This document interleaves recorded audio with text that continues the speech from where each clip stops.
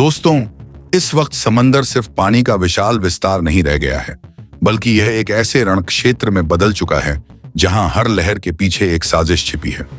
हालात इतने गंभीर हो चुके हैं कि एक छोटी सी चिंगारी भी पूरे क्षेत्र को आग में झोंक सकती है।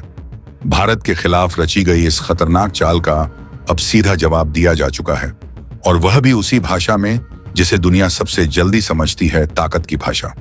अब खेल बदल चुका है और इस बार भारत सिर्फ देख नहीं रहा, जवाब दे रहा है। दोस्तों, समंदर के सीने पर इस वक्त एक ऐसा तनाव जन्म ले चुका है जिसने पूरी दुनिया की धड़कनों को रोक दिया है। मोटो यू आर फायरिंग नाले। 22 अप्रैल को अंतर्राष्ट्रीय जल सीमा में वह हुआ जिसकी कल्पना किसी ने नहीं की थी। गुजरात के मुंद्रा पोर्ट की ओर बढ़ रहे जहाज को ईरान के कट्टरपंथी संगठन IRGC ने जबरन अपनी गिरफ्त में ले लिया है। यह घटना कोई इत्तेफाक नहीं बल्कि 18 अप्रैल से रची जा रही उस बड़ी साजिश का हिस्सा है जिसके तहत भारतीय हितों को सीधे तौर पर चुनौती दी गई है। लेकिन आज का भारत इस चुनौती को खामोशी से सहने वाला नहीं है। खबर निकल कर आ रही है कि भारत का सबसे बड़ा रक्षक IAS विक्रांत अकेले नहीं बल्कि 10 घातक युद्धपोतों के विशाल बेड़े के साथ हॉर्मुज़ के मुहाने पर अपनी पोजीशन ले चुका है। दिल्ली के सत्ता गलियारों से एक ऐसी एडवाइजरी जारी की गई है जिसने वैश्विक स्तर पर खलबली मचा दी है। अब से कोई भी भारतीय जहाज IAS विक्रांत की अनुमति और सुरक्षा कवच के बिना हॉर्मुज़ जल अमरू मध्य को पार करने का जोखिम नहीं उठाएगा। आखिर ईरान के निशाने पर भारत क्यों आया? सच्चाई बेहद डरावनी है। सूत्रों की माने तो तेहरान में बैठी पुरानी और लोकतांत्रिक सरकार का वजूद अब लगभग समाप्त हो चुका है और पूरे ईरान पर अब उस कट्टरपंथी IRGC का पूर्ण नियंत्रण है जो शांति की भाषा से कोसों दूर है। विक्रांत के इस कड़े प्रहार ने तेहरान से लेकर पूरी दुनिया के शक्ति केंद्रों को हिलाकर रख दिया है। क्या विक्रांत की यह अभेद्य घेराबंदी ईरान को पीछे हटने पर मजबूर करेगी, या फिर IRGC की यह हठधर्मिता पूरे क्षेत्र को एक ऐसे अनसुलझे संकट की ओर ले जाएगी जहां से वापसी का कोई रास्ता नहीं होगा? आज के इस विशेष विश्लेषण में हम उस इनसाइड स्टोरी की 11 परतें खोलेंगे जो इस अंतर्राष्ट्रीय घेराबंदी के पीछे छिपी है। विक्रांत के इस ऐतिहासिक कदम और ईरान की अगली चाल का पूरा सच जानने के लिए इस रिपोर्ट के अंत तक बने रहिए, क्योंकि आज बात केवल सुरक्षा की नहीं बल्कि भारत के आत्मसम्मान की है। आज की इस घटना ने पूरे विश्व को यह सोचने पर मजबूर कर दिया है कि क्या समंदर अब सुरक्षित नहीं रहा। 22 अप्रैल की सुबह जब दुनिया अपनी दिनचर्या में व्यस्त थी, तब हॉर्मुज़ के संक रास्ते में एक ऐसी हलचल हुई जिसने अंतर्राष्ट्रीय समुद्री व्यापार की नींव हिला दी। लाइबेरियाई झंडे वाला जिक्काव जहाज एपामिनोंडास, जो हजारों टन माल लेकर गुजरात के मुंद्रा पोर्ट की ओर बढ़ रहा था, उसे अचानक घेर लिया गया। प्रत्यक्षदर्शियों और शुरुआती रिपोर्टों की माने तो यह किसी तकनीकी खराबी का मामला नहीं था, बल्कि IRGC के कमांडो द्वारा अंजाम दी गई एक सोची समझी योजना थी। IRGC का दावा है कि इस जहाज ने अंतर्राष्ट्रीय नियमों का उल्लंघन किया है, लेकिन हकीकत कुछ और ही बयां कर रही है। पिछले कुछ हफ्तों से जिस तरह भारतीय जहाजों को निशाना बनाने की कोशिश की जा रही थी, उससे यह साफ था कि कोई बड़ी घटना होने वाली है। 18 अप्रैल को जब 2 अन्य भारतीय व्यापारिक जहाजों के साथ बदसलूकी की गई, तभी दिल्ली ने भांप लिया था कि अब केवल कूटनीति से काम नहीं चलेगा। यही कारण है कि आज जब एपामिनोंडास को ईरानी तट की ओर जबरन मोड़ा गया, तो भारतीय नौसेना का जवाब भी उतना ही बिजली की गति जैसा तेज था। जैसे ही जहाज के कब्जे की खबर पुख्ता हुई, IAS विक्रांत को हॉर्मुज़ के मुहाने पर तैनात होने का आदेश दे दिया गया। यह भारत का वह ऐतिहासिक कदम है जिसने पूरी दुनिया को चौंका दिया है।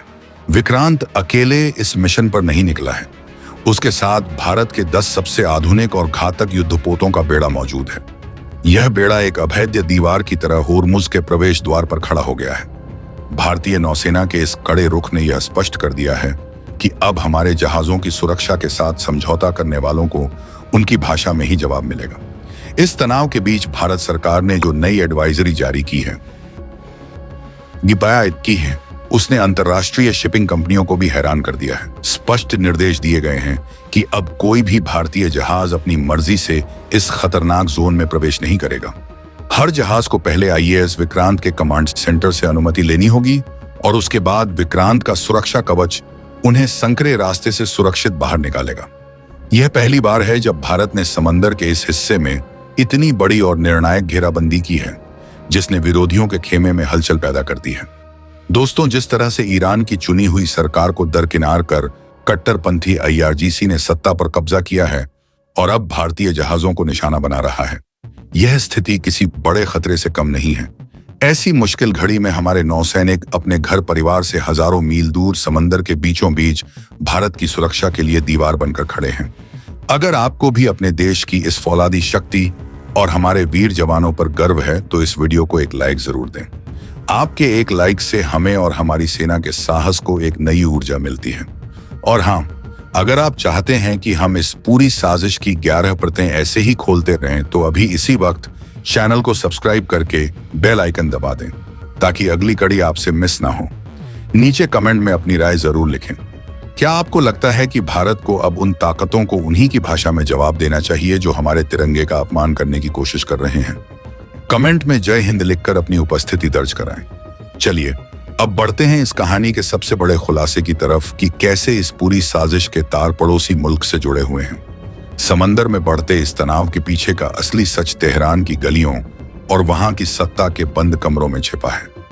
आखिर क्यों एक ऐसा देश जिससे भारत के सदियों पुराने व्यापारिक और कूटनीतिक संबंध रहे हैं, अचानक इस कदर आक्रामक हो गया? इसका जवाब ईरान की बदलती सत्ता संरचना में छिपा है। खुफिया रिपोर्टों और अंतर्राष्ट्रीय विश्लेषकों का मानना है कि तेहरान में बैठी पुरानी और लोकतांत्रिक सरकार अब केवल नाम की रह गई है। पर्दे के पीछे से ईरान की पूरी कमान अब कट्टरपंथी संगठन अब आईआरजीसी यानी इस्लामिक रिवॉल्यूशनरी गार्ड कॉर्प्स ने अपने हाथों में ले ली है। यह कोई सामान्य सत्ता परिवर्तन नहीं है।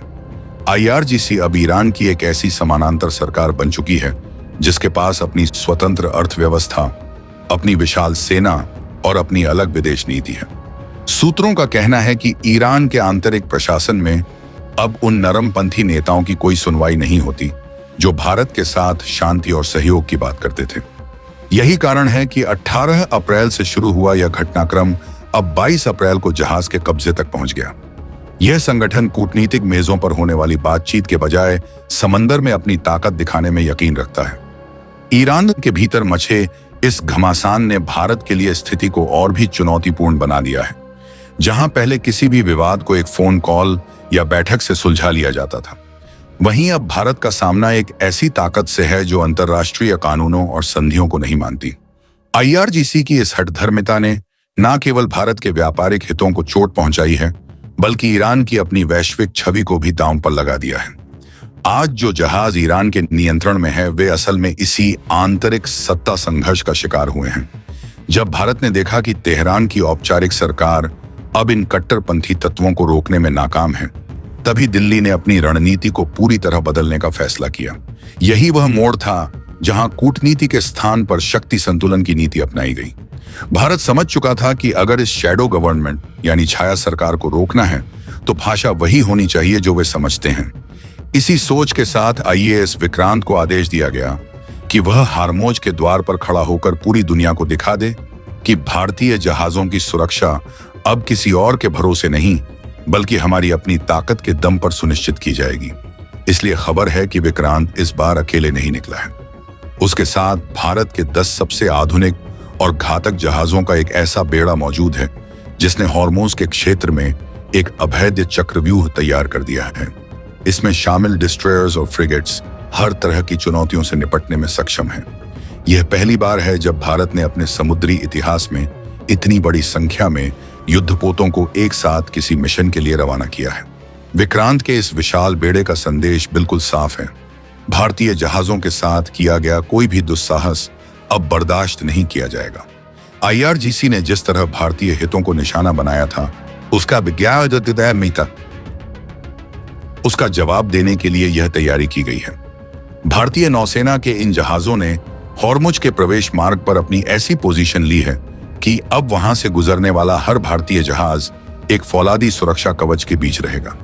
यह घेराबंदी इतनी पुख्ता है कि विपक्षी खेमे में अब इस बात को लेकर हलचल है कि भारत के इस कड़े प्रहार का मुकाबला कैसे किया जाए। लेकिन इस पूरे संकट की कहानी में एक ऐसा मोड़ आ चुका है जिसने अंतर्राष्ट्रीय रणनीतिकारों के माथे पर बल डाल दिए हैं। जैसे जैसे समंदर की लहरें गर्म हो रही हैं, वैसे वैसे इस पूरे विवाद के पीछे एक पड़ोसी मुल्क की परछाई साफ नजर आने लगी है।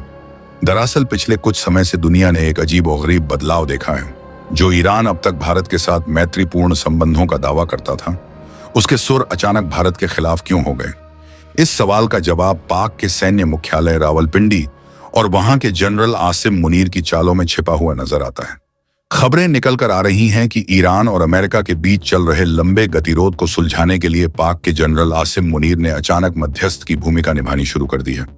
दुनिया को दिखाने के लिए तो यह एक शांति की कोशिश है, लेकिन कूटनीति के जानकारों का मानना है कि इस मध्यस्थता की आड़ में एक बहुत ही खतरनाक खेल खेला जा रहा है। जैसे ही पाक ने ईरान और अमेरिका के बीच बातचीत का पुल बनने की कोशिश की, वैसे ही ईरान की भाषा और व्यवहार भारत के प्रति पूरी तरह बदल गए। आज दुनिया भर में यह कयास लगाए जा रहे हैं कि हॉर्मुज में भारतीय जहाजों के साथ जो कुछ भी घट रहा है, चाहे वह 18 अप्रैल की घटना हो या आज 22 अप्रैल को जहाज को अपनी गिरफ्त में लेना, इन सब के पीछे पाक और उसके जनरल आसिम मुनीर का दिमाग काम कर रहा है। पाक की पुरानी रणनीति रही है कि वह अपनी जमीन की समस्याओं से ध्यान भटकाने के लिए अंतर्राष्ट्रीय स्तर पर भारत के लिए मुश्किलें खड़ी करें। जानकारों का मानना है कि जनरल मुनीर ने ईरान को एक ऐसे जाल में फंसा लिया है जहां ईरान को लगता है कि पाक उसे अमेरिका के साथ संबंधों में राहत दिला सकता है और बदले में ईरान भारत के समुद्री व्यापारिक मार्ग को निशाना बना रहा है। ईरान के भीतर IRGC का बढ़ता प्रभाव और पाक का यह नया हस्तक्षेप दोनों मिलकर भारत के लिए एक टू फ्रंट जैसी स्थिति पैदा करने की कोशिश कर रहे हैं। जनरल मुनीर की इस चाल का मकसद भारत की अर्थव्यवस्था की जीवन रेखा यानी समुद्री व्यापार को चोट पहुंचाना है, लेकिन शायद वह यह भूल गए कि आज का भारत अपनी सुरक्षा के लिए केवल कूटनीति के भरोसे नहीं बैठा है। जब पाक ने ईरान के कंधों पर बंदूक रखकर भारत को निशाना बनाने की कोशिश की, तभी भारत ने IAS विक्रांत को रवाना कर यह साफ कर दिया कि साजिश करने वाले चाहे कोई भी हो, परिणाम उन्हें ही भुगतना होगा। इसी बीच कूटनीति के मोर्चे पर एक और बड़ी हलचल हो रही है। इस्लामाबाद में बातचीत के दूसरे दौर का पूरा मंच सज चुका है। पाक इस बैठक के जरिए खुद को एक बड़े शांतिदूत के रूप में पेश करने की कोशिश कर रहा है और दुनिया को यह दिखाना चाहता है कि वह क्षेत्र में तनाव कम कर सकता है। लेकिन यहाँ भी एक बहुत बड़ा पेच फंसा हुआ है। हैरानी की बात यह है कि जिस संकट को सुलझाने के लिए यह पूरी बैठक बुलाई गई है, उसका सबसे प्रमुख पक्ष यानी ईरान अभी तक इस बातचीत की मेज पर आने को तैयार नहीं हुआ है। इस्लामाबाद से बार बार बुलावा जाने के बावजूद ईरान ने अभी तक बातचीत के लिए अपनी हामी नहीं भरी है। तेहरान की यह चुप्पी और टाल मटोल की नीति कई सवाल खड़े करती है। क्या ईरान वाकई किसी दबाव में है या फिर जनरल मुनीर के साथ मिलकर रची गई यह साजिश अभी और लंबी खींचने वाली है? एक तरफ शांति का ढोंग और दूसरी तरफ समंदर में हमारे जहाजों पर वार। भारत इस दोहरी नीति को अच्छी तरह समझ चुका है। यही वजह है कि जब तक इस्लामाबाद में बातों के दौर चल रहे हैं, तब तक होर्मुज में विक्रांत के नेतृत्व में भारतीय नौसेना ने अपनी पकड़ और भी मजबूत कर ली है। भारत का संदेश साफ है, बातचीत अपनी जगह है, लेकिन हमारे नागरिकों और जहाजों की सुरक्षा पर कोई समझौता नहीं होगा। इस पूरे घटनाक्रम ने वैश्विक मंच पर भारत की छवि को एक नई ऊंचाई दी है। अब तक दुनिया ने केवल अमेरिका या पश्चिमी देशों को ही होर्मुज में इस तरह के कड़े फैसले लेते देखा था, लेकिन आज जब एक भारतीय जहाज को कब्जे में लिया गया, तो भारत ने किसी दूसरे देश की मदद मांगने के बजाय अपनी खुद की स्ट्राइक फोर्स को मैदान में उतार दिया। वॉशिंगटन से लेकर लंदन तक बड़े बड़े रक्षा विशेषज्ञ भारत के इस क्विक रिस्पांस की सराहना कर रहे हैं। जानकारों का मानना है कि भारत का यह कड़ा कदम आने वाले समय में पूरे क्षेत्र की रणनीतिक दिशा को बदल सकता है। रुख केवल ईरान के लिए नहीं, बल्कि उन सभी ताकतों के लिए एक संदेश है जो हिंद महासागर और उसके आसपास के क्षेत्रों में भारत के बढ़ते प्रभाव को रोकना चाहते हैं। पाक और उसके जनरल आसिम मुनीर ने जो जाल बुना था, वह अब उन्हीं के लिए उल्टा पड़ता दिख रहा है।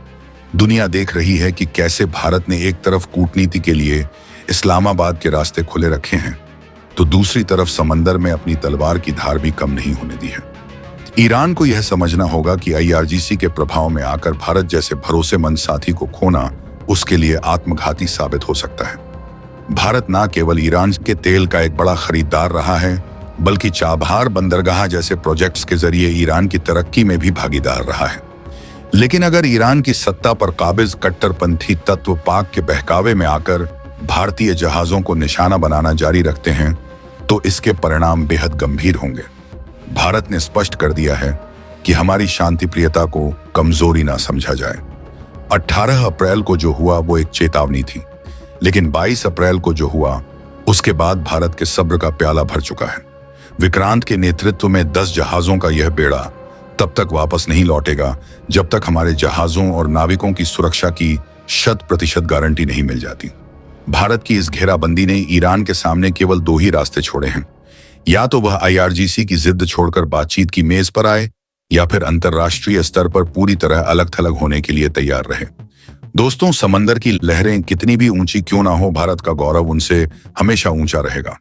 18 अप्रैल को जो साजिश रची गई और 22 अप्रैल को जो दुस्साहस किया गया, उसने भारत के सोए हुए शेर को जगा दिया है। विक्रांत की दहाड़ आज हार्मोज के हर कोने में गूंज रही है।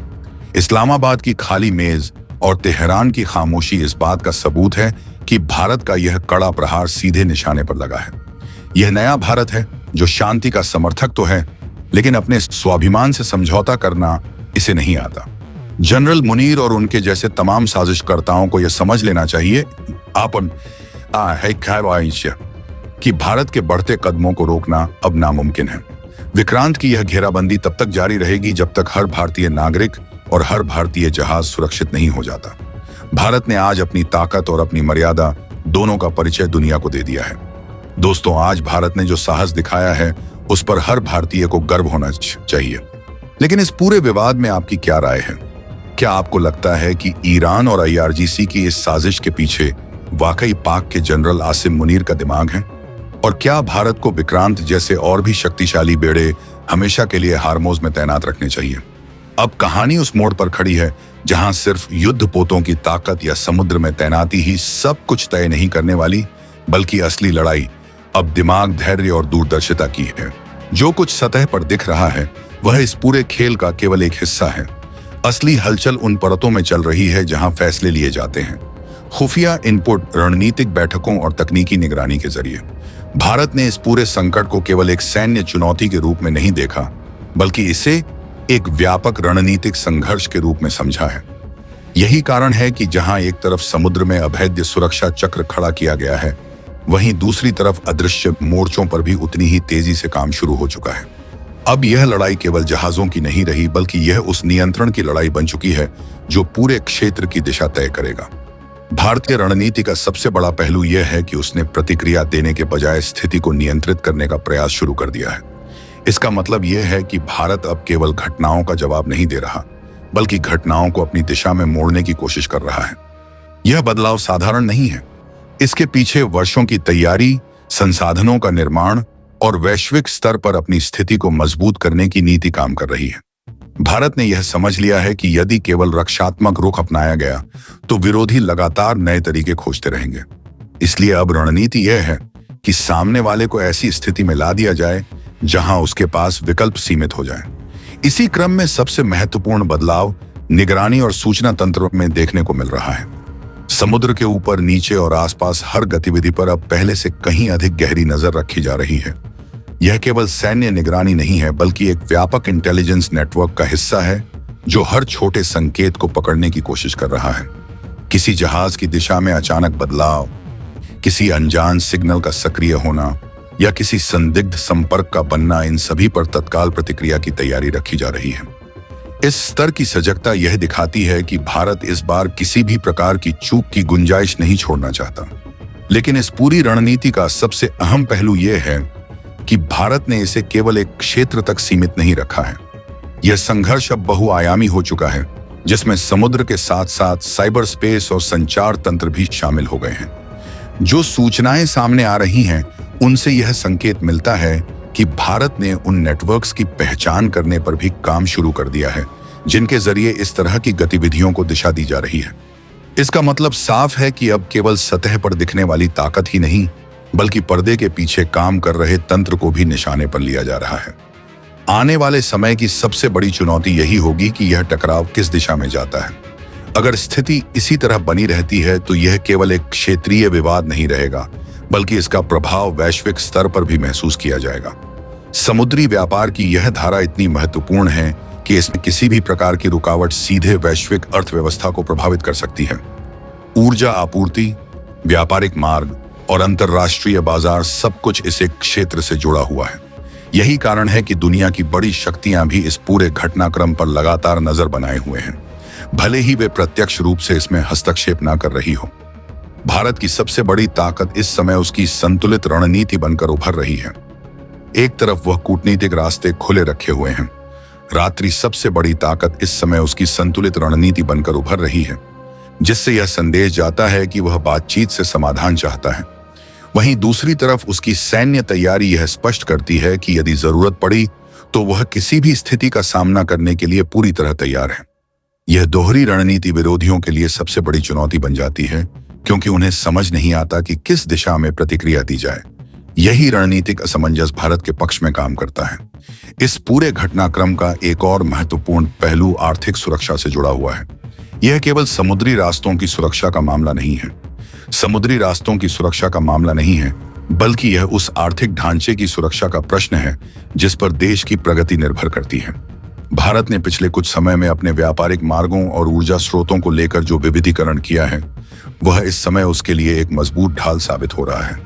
इसका सीधा असर यह है कि किसी एक क्षेत्र में तनाव होने के बावजूद देश की आपूर्ति व्यवस्था पूरी तरह से बाधित नहीं होती। यह दूरदर्शिता ही भारत को इस स्थिति में मजबूत बनाती है। अब सवाल यह है कि इस पूरे संघर्ष का अंतिम परिणाम क्या होगा? क्या यह केवल एक दबाव बनाने की रणनीति है जो समय के साथ समाप्त हो जाएगी, या फिर यह एक बड़े बदलाव की शुरुआत है? इस प्रश्न का उत्तर आने वाले दिनों में ही सामने आएगा। लेकिन जो संकेत अभी मिल रहे हैं वे यह बताते हैं कि भारत इस बार किसी भी स्थिति में पीछे हटने के मूड में नहीं है। उसने यह तय कर लिया है कि उसके हितों को चुनौती देने वालों को अब उसी भाषा में जवाब दिया जाएगा जिसे वे समझते हैं। अंत में यह कहना गलत नहीं होगा कि यह पूरा घटनाक्रम केवल एक तात्कालिक संकट नहीं है, बल्कि यह एक बड़े बदलाव का संकेत है।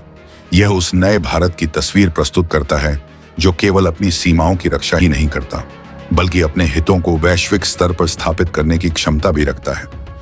आने वाले समय में यह स्पष्ट हो जाएगा कि यह कदम किस दिशा में जाता है, लेकिन इतना तय है कि इस बार